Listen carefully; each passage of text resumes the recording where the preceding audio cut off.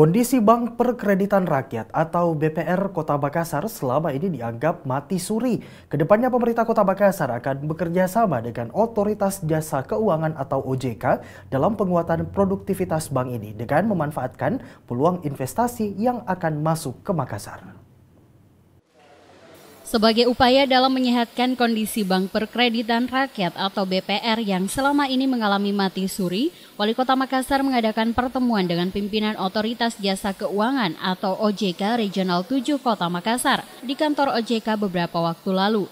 Dalam pertemuan tersebut tercetus sejumlah hal, diantaranya fungsi BPR yang seharusnya dapat produktif dengan memanfaatkan banyaknya peluang investor yang akan masuk ke Indonesia dan juga di Kota Makassar. Untuk mendorong penguatan produktivitas BPR tersebut, Wali Kota Makassar akan menerapkan skema B2B atau business to business dengan memanfaatkan peluang Makassar Incorporate yang akan dibuat di salah satu negara investor untuk mewadahi kepentingan tersebut. Jadi yang pertama adalah saya ingin menanyakan soal status BPR.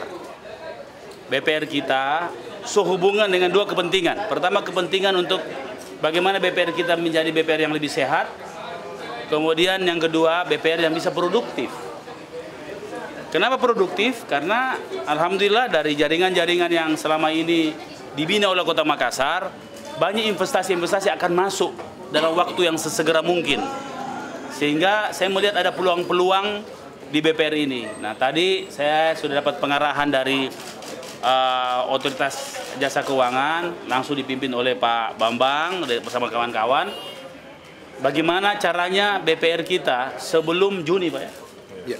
Sebelum Juni itu harus sehat. Kondisi BPR selama ini memiliki modal dasar hanya sebesar 2 miliar rupiah. Jika BPR ingin menuju sehat, OJK menyarankan kepada pemerintah Kota Makassar untuk menambah modal dasar dengan salah satu cara untuk membuatkan peraturan daerah atau perda baru. Hal ini terkait status BPR yang merupakan perusahaan milik daerah. Dia supaya bisa menuju sehat itu harus modal dasarnya harus ditambah.